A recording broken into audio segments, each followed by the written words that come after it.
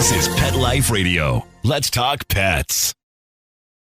The views conveyed by the guests on this program do not necessarily represent the views of the host or owners of the Doggy Diva Show and do not necessarily constitute endorsement of products. Medical information shared by the guests on this program are those of the guests and are for informational purposes only. They should not replace the medical advice of your veterinarian. Hi, this is Susan Marie from the Doggy Diva Show. This week, autumn pet safety tips and signs that your pup may be a picky eater. That's what's on our show this week. Let's get started. Come here, babies. It's time for a treat, the Doggy Diva Show. Here's national award-winning author and animal advocate, Susan Marie. Hi, welcome to the Doggy Diva Show, the show for animal lovers. I'm your host, Susan Marie, and as always, I'm joined by my canine co-hosts, the Doggy Divas themselves. Thank you for joining us today as we bring you the experts in the pet and animal world right to you. Contact us at thedoggydiva.com. That's the DOGGYDIVA.com. We love hearing from you. So go grab a cup of coffee and your pet's favorite treat, and we'll be back in just a moment. Take a bite out of your competition. Advertise your business with an ad in Pet Life Radio podcasts and radio shows. There is no other pet-related media that is as large and reaches more pet parents and pet lovers than Pet Life Radio.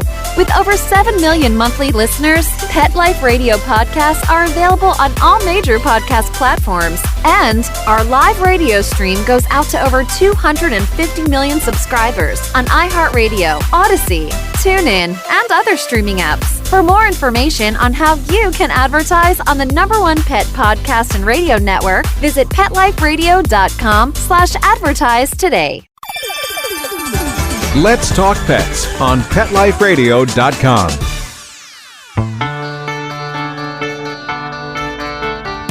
Welcome back, everyone, to the Doggy Diva Show. Monica Leighton, president of Professional Pet Sitting, is here with us with our pet tip of the week. Monica, we're in fall. Things are changing, around the country. Leaves are falling. Even where we are, there's a little bit of, change in the outdoors and the weather. Do you have some autumn safety tips that you can share with us? To start out with, even when it's not so, in Florida speak, horrifically hot during the summer. Why does it not? Yeah. It doesn't cool down a ton for us here. It does cool down, and our friends up north, will already see that as well. But even when it's not completely cool, it's not winter weather, it's just starting to not be so yucky hot outside, because people kind of correspond that weather with our parasites. You know what I mean? It's summer. You got all of your fleas and ticks, they're breeding away with that hot environment that they like. And then you think, oh, it's cooling down, they're going to be dying off. Well, not so much for our ticks when it comes to the fall weather. And a lot of people don't always remember that fall can breed a great little habitat for our ticks as well. Things to watch out for, for our ticks in the fall: eliminate the ticks' favorite environment. Leaves, garden litter. Those are all things that ticks can thrive and multiply and survive in. Especially into the winter months. Making sure you're checking for ticks frequently, using your tick control products, essentially when you're going hiking, camping, hunting, all of those great things to do when it's not crazy hot out. All of the things we like to do and get out into, the environment is really, really being careful about ticks during that time of the year. Make sure you're doing your tick screenings when you come back in, and definitely check, the Companion Animal Parasite Council. We've talked about this a couple times, but, they do that kind of monthly updates that people can go online and see what is in your area during, that specific time. And you can go in there, your location, and it'll tell you how prevalent things are in regards to ticks, fleas, heartworms, and then some of your worms. But it's a great tool to look for if you're not exactly sure where you're located, if, something as far as a parasitic nature should be something that is still a heightened level at that time frame. But definitely making sure about your ticks is number one in that autumn checklist. As we're getting on to some of our parasites, we're moving into our rodents. fall is the time of the year when the mice and the rats and the rodents start to scurry and looking for places to go to seek out warmth. And where do they find it? Of course, places we don't want them to be, like our sheds and our attics and our garages and, trying to get in wherever they can. Of course, being ultra careful when it comes to our mouse traps, whether it's the sticky ones, the flat kind, any kind of rodent traps can definitely cause issues with our pets and our wildlife. So always when it comes to our pets, being really, really careful about what traps you put out. Also spraying, a lot of us have companies that come out and do all of our spraying and treatment of things. So being really cautious about what's sprayed around for our pets. Also like granules, like rodent insecticides, rodent poisons, making sure that anywhere that your pet could come in contact with, has been thoroughly checked out there to make sure that there's nothing left behind or put out to try to keep rodent control underhand. A lot, and I mean a whole lot of the rodenticides that they use can cause very, very toxic reactions in our pets. So if your pet does get any kind of rodent killer or anything like that, or gets into any of it, definitely seek help with your veterinarian immediately. Or contact, the pet poison helpline to get instructions on how much they got and what needs to be done, because something like that is a time of the essence type thing. Third are funguses that are among us. Mushrooms. Fall's a great time. You have all these little plants and things, the forests start to bloom again. Leaves are falling everywhere. It's gorgeous, but mushrooms are starting to pop out. A lot of mushrooms are very benign, no issue, unless you are a mushroom enthusiast who can definitely tell the difference, which, I mean, the majority of us, I don't believe are. Definitely staying clear, because you do have those few and far between mushrooms that can be found all over the U.S. and a whole lot of different places that are very toxic to our pets. So making sure that they're not out there, scurrying out, a ways ahead of you on the walk, and that's snacks you along don't the even way. see them, and they're down there, and they go, Absolutely. So I mean, it happens so often. Clients will call freaking out. Oh my God, they ate a mushroom. What's going to happen? Do you know what kind it was? No. I only know the kind that are in the grocery store. I look at the ones that are out in the yards, or when we walk in out in the field in the dog park. I don't have no clue. I just look at them and I go, danger. They could be totally harmless, but I always err on the, the side go, no, I'm a little cautious here. And, another thing too is feeding the right amount. So, I know we've talked about, in the past, feeding per your weight, keeping your pets at a good weight, because that does alleviate a lot of, health issues. But some things that when you're in an area that is getting colder and cooler temperatures, and you have dogs that are active, they burn more energy trying to stay warm. So if your pet is burning more energy trying to stay warm, then food may need to increase during that time of the year. And I'm not saying, oh gosh, it's starting to get to the cold season, better add on another half a cup to the food here. You know what I mean? Like, it's nothing like that, but things to watch if you do have an active pet that is getting a good amount of exercise during the cooler weather, and you do start to see that they're not maintaining their weight like they were, if you're starting to see the weight come off, definitely talk to your veterinarian, make sure that it's not, an illness issue. But feeding a little bit more during that time of the year for some pets is warranted and needed to keep up with the amount of calories that they're shedding between physical activity and trying to warm themselves. So that's always a good thing to check up on. You'll get the occasional cases that, we'll have clients that travel back and forth during the year. Of course, that's in Florida. It doesn't get that cold here to where I definitely don't have that issue. I do not lose weight in the warm weather. Me either.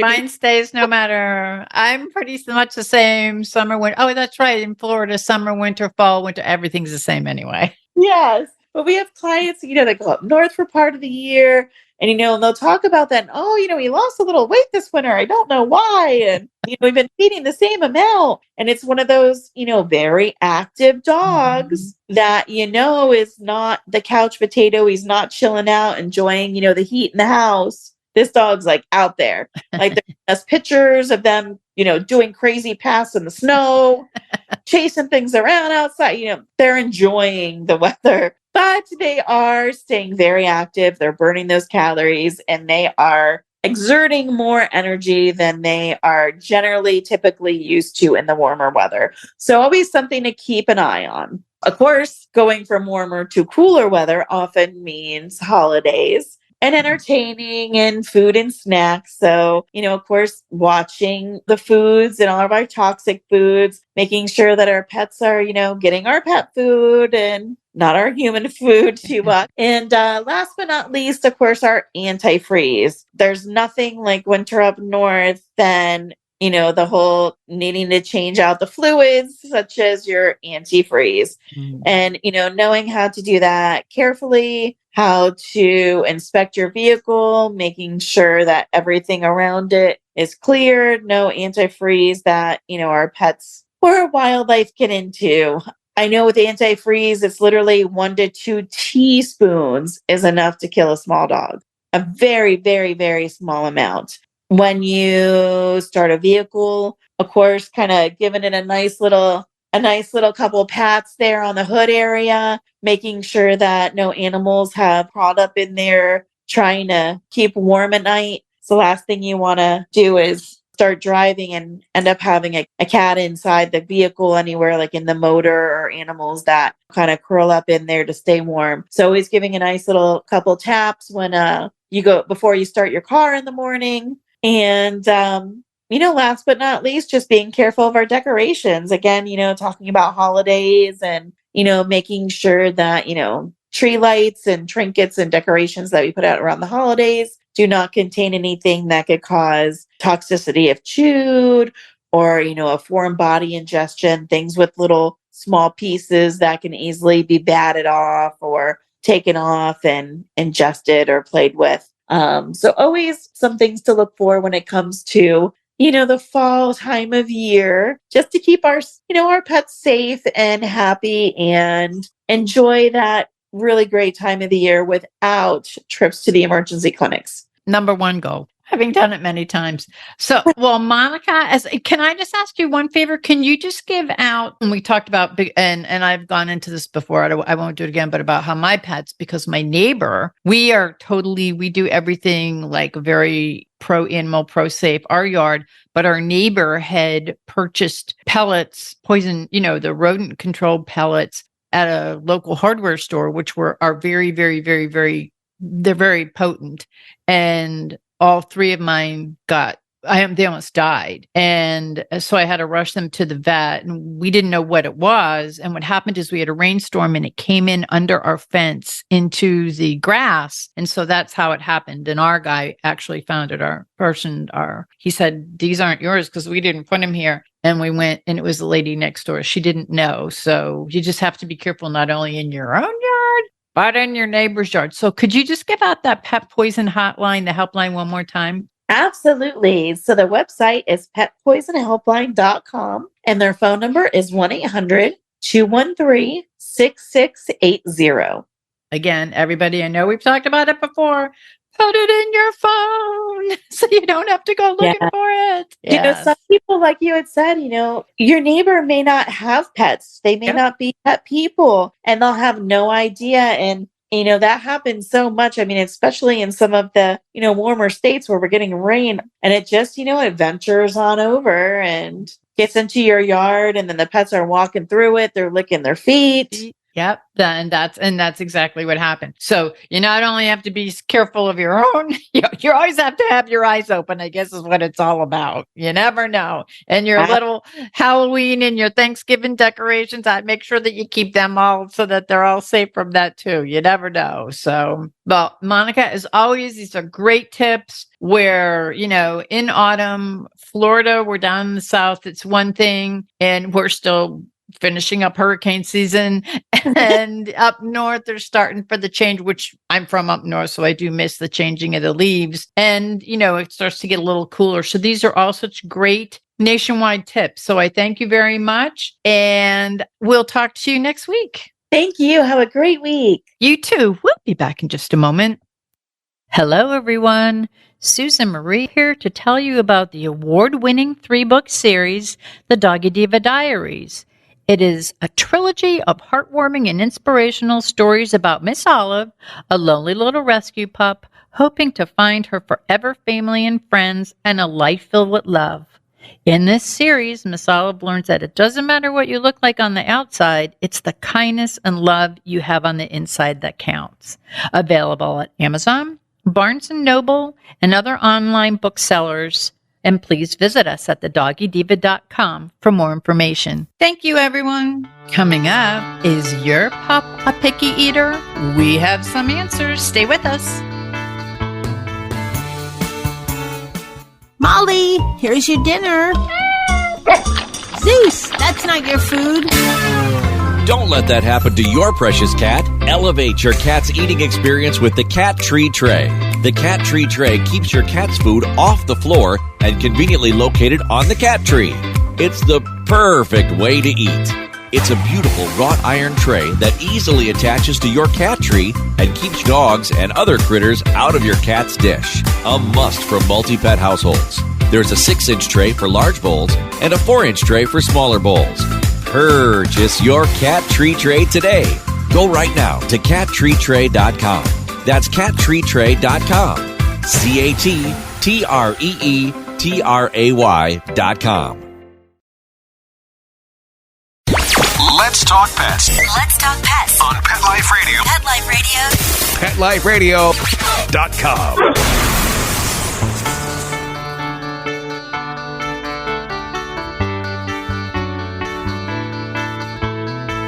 Welcome back, everyone, to the Doggy Diva Show. As a pet parent, I not only want to ensure that my pups eat a healthy diet, but that the food that they eat is great so they love it, and that they spare me the stress of becoming picky eaters. And with us today is Kim Gaebelein, Canine Relations Specialist at Bil Jac Boots, to share helpful advice if your pup just might be a picky eater. Hey, welcome back, Kim. Thanks for having me on, Sue. It's great to be here. Oh, it's always a pleasure to have you. And now this is such a very touchy subject for pet parents who may have picky pups. What are some ways to encourage picky eaters to actually finish their food, kind of like enjoy their food? There are a lot of picky eaters out there. And so we do get a lot of picky eater questions from pet parents about, what can they do to kind of make that all work better for their dog? And so I think it's really important that you're trying to set whether it's a puppy or your dog, up for healthy eating habits. And so, there's a few things to make sure that you're doing right to make sure that their eating is very consistent and you have a plan for them. So, for example, making sure that who's feeding the dog every day. And are you feeding them once a day, or are you splitting up their meal into 2 meals? And so you're feeding them in the morning and then again in the late afternoon or evening. That's really important, because if you keep switching around things like that on your dog, that can make them be a little bit picky, right? They don't know what to expect. They don't know if they should eat or not eat. So having some consistency is really very important as well. Being able to use the feeding guidelines on the bag is important, not overfeeding them or trying to overfeed them. Or, if they're not eating, trying to add people food. That's never a good idea. So, once you start doing that, then there can be kind of that added expectation that, hey, I'm not going to eat, Mom, until you kind of bring me what I want to eat. You don't want to encourage that behavior by adding people food or feeding them from the table. I think it's important to find a dog food that your dog likes and sticks with that. Sometimes dogs can actually remember, right, what they had last time, and they ate that last time and it might have upset their stomach. Maybe it didn't digest very easily for them. And so there's really a lot of pieces that go into kind of making a food and having it be appropriate for your dog. The ingredients that are used obviously have a big impact on how digestible a food is, so how easy it is for the dog to digest it, to use it, to then excrete it, right? So what's left. But, it's also sometimes how you cook it. If you think about having broiled chicken for dinner versus having fried chicken for dinner, right? You might feel a little bit differently after you have the fried chicken than you do after the broiled chicken. And so it can be for your dog, right? If it's prepared differently, that can make a really big difference. So, so being able to change that food and find a food that your dog is liking is really important. At Bil Jac, we find that's really important. We use fresh chicken, and we use 25 pounds of fresh chicken to make our 30-pound bag of Adult Select, for example, because we really feel like that's a very good, healthy protein that's good for dogs to digest. And so that's really an important part of what we do. But then the second piece that we do is we actually cook it very gently and over time, right? Not quickly, not in a couple of minutes, but over time for a longer time. And so it kind of simmers in its own juices. And then that really kind of helps, again, to help protect those nutrients because they're not cooked at a high temperature. Those two things can really make a difference on how your dog does. And so, and because of that, we've created actually a line of Picky No More dog food, because we've gotten so much feedback from consumers, from pet parents, right, that really it makes a big difference on what kind of food they feed their dog. And recently we just launched a puppy version because, yes, even puppies can be picky eaters. So it's really important to be able to kind of find a food that really makes a difference. And we really feel like on that Picky No More food that the difference is that we've added not just the fresh chicken, but also chicken liver to this recipe. And that, that makes sure that the nutrition is covered, but also kind of takes that taste and smell up a notch to increase the mealtime excitement that your dog has. Well, and I've talked about this in the past that Francesca, our little angel, but she would have been 18 this month. I saw that the other day. Yes, she and she was we went through a finicky time in her eating, and we gave her this, and I'm telling you, she loved it. She ate. She got back on schedule, eating regularly. So that food is absolutely amazing, and it does the trick. But what I wanted to ask him, sometimes when dogs aren't eating, it could be because of a food sensitivity. What should pet parents understand if their pups have a food sensitivity? Yeah, well, I think there's a couple things to talk about here. And first of all, I do want to remind everyone, if your dog is, maybe they've gone a day without eating, day and a half, and they're also lethargic, they're vomiting. I mean, that's not a picky eater, right? So I also want to remind everyone, if you have a dog that's not eating and is lethargic or looks sick or is not feeling well, you want to make sure to talk to your vet. We're not talking about that kind of a picky eater. We're talking about somebody, a dog that may not be eating on a regular basis, right? Or a puppy that might not be eating consistently, let's say. They might not be eating, more than a meal a day or whatever, or if you're splitting it up into 2 meals. So I want to make sure that there's a big delineation about that. Dogs can also have food sensitivities or tummy sensitivities for a variety of reasons. And, a lot of pet parents suggest food allergies if their puppy or dog is sensitive. But, it's kind of interesting. Back in 2018, Banfield Pet Hospitals did a study over a year to look at dogs and actually test them for food allergies and food sensitivities. And they determined that only 0.2% of dogs were affected by actual allergies. So, again, we're kind of getting back to that whole sensitivity, right, about how is the food made, like what's in the food, and then also how is the food cooked, because that could also make a big difference to your dog. And sometimes changing your dog's food can make a really big difference to how they do. And occasionally, Sue, it's really interesting, and I think we're all guilty of it, that if something's going wrong with the dog, you're always kind of thinking that your dog, maybe it's the food, but it could have been that they, got into the garbage, that they got into something outside.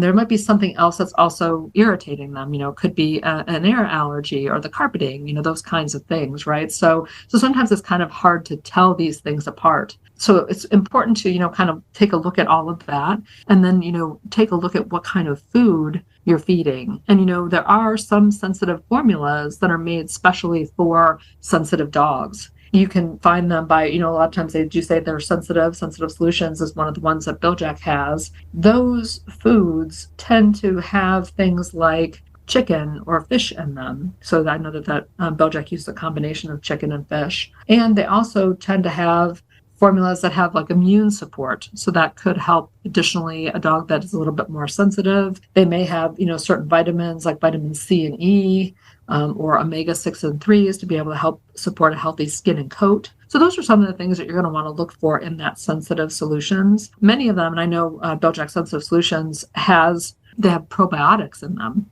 And probiotics are, healthy, basically healthy So bacteria important. that help your Yep. gut. And those are really important and helpful to be able to have healthy digestion as well, having that right balance of probiotics in your dog's digestive system. So those are some key things that make things a little bit different about the sensitive solution formulas versus maybe just an average adult formula. And that's very important to know. And, what makes Bil Jac dog food a healthy solution for today's pet parents? Not only for the food, you have such a large, very pet parent friendly solution for food issues, but also your treats. And I always talk about the little Jacks, and I now have a very small dog, and I got the light lower fat little Jacks for her, and she absolutely loves them. So you have like a little something for everyone. What makes Bil Jac such a healthy alternative for us? We recognize that dogs come in lots of shapes and sizes, and they have different challenges or opportunities or likes and dislikes. And so as a result, we have, like you said, we have food for puppies, whether it's a picky puppy, like our Picky No More formula, or our sensitive solutions formula, or our senior formulas, reduced fat if your dog may be overweight. That's also an important thing. So we try to have a lot of different recipes available for your dog. And then, as we look at treats, it's really important to us too, just like we worry about, and are concerned about and think about all the time, the ingredients that we use to make it and how we make it. We do the same thing with our treats. So we use a lot of chicken liver in our treats, and they make our treats nice and smelly and yummy. I love it. Yes, it's great. It's hard to walk in the door without your dog knowing that you have some treats on you, because they can even smell them through the package. It's amazing. So we take that same care in sourcing that chicken liver and being able to use that and then gently make those treats by gently cooking it so that they get, again, that taste and that aroma that comes from having their food prepared well. And so that's really kind of critical to what we think. And we have different sizes, right? So we have, like you said, we have Slim Jacks, which is a low fat treat and training treat. You don't see those very often. And then also we have Little Jacks, which are great for training. They're small treats. If you have a larger dog, original recipe might be great for you because those are larger treats that you can use. So we really have a variety of different treats, and we even have some digestive support treats. So there's really a variety of treats that are available so that, again, you can kind of mix it up and keep it fresh with the treats, and you can kind of give them some really great food, and we also have wet food. We get a lot of compliments on our wet food. People really feel like it adds a lot to their dog's meal, and they feel like they can give them something a little bit special, a little bit different, add something a little extra to their food every meal. So it's great. It's exciting to hear people give us great feedback on how their dog is doing, because we really hear those challenges, right? Whether it's picky, having a picky dog, or a sensitive dog, or they're not sure what to feed their puppy. We really want to make sure that we have those options available, but we also have a lot of information online to be able to look at so that we can kind of help be a partner with you in raising your dog and helping them be as healthy as they can be. And that's what I want to ask. Where can the listeners go to learn more about Bil Jac, where they can get the food? And you have a lot of information on your website, and you have a great newsletter. Can you share that? Yeah, we were just talking today specifically about Picky No More and Picky No More Puppy. Bil Jac is available at PetSmart stores. The Picky No More line and a lot of our line of food and treats is available at PetSmart. The Picky No More Puppy is available at most stores, but you could definitely find it online. We're also available at Chewy, and I know that Pet Supermarket also has some of our treats, and Pet Supplies Plus also carries our food and our treats. So there's lots of different places to be able to find us. You can certainly come out to our website at biljac.com. That's a great place to start, and we have a lot of information there. You can actually type in your address or your zip code and find out the store that's closest to you, and do they have the formula that you're looking for. And we try to do our best with that. I know it's not always perfect, but we try to do our best to be able to get that information to everyone. And we also have a place for you to sign up for our monthly email, our Best Friends Club, that we send out once a month with offers and information. We kind of keep you up to date on all the new products that we're launching and that kind of thing. So it's a great place to kind of stay in touch with us without having to go out and fetch that information yourself. And it's really great, Kim, because I mean, I love everything that you guys have. It's so great, but I love to get that newsletter that every month it gives me something to look forward to, and you have very interesting stories, and it's a great pet parent companion. I'll put that way. Well, that's great to hear. We really enjoy putting it together and writing it. And it's one of those things where, we can kind of share information. Hopefully it's simple, it's easy to read, and it's fun. It's not too long. And so, but it gives you enough information, right, just to learn a little bit more about your favorite furry friend. Well, Kim, I want to thank you so much for being our guest today and for sharing such helpful advice for pet parents who may have pups that are picky eaters and are looking for a solution to ensure that their pups are healthy and happy. We always want them to be happy. So thank you so much. As always, you brought us great information, and we're looking forward to talking to you again soon. I'll look forward to that too, Sue. Thanks. We'll be back in just a moment.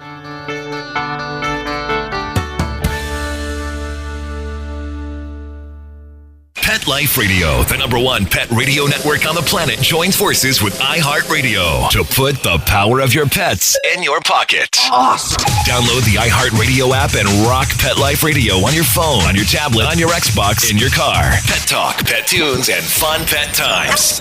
Pet Life Radio and iHeartRadio. Positively Possum.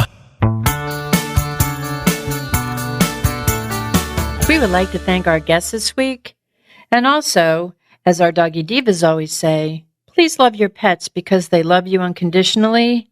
And please remember to adopt, foster, spay, neuter, and microchip. And as always, please have a great Diva week, everyone. Thank you for joining us for this episode of the Doggy Diva Show. To find out more about Susan Marie and the Doggy Divas, visit them at their website, thedoggydiva.com, and on Facebook at The Doggy Diva Show. Tell your fellow pet parents about it. We look forward to having you join us again for the next episode. See you soon. Let's Talk Pets, every week on demand, only on PetLifeRadio.com.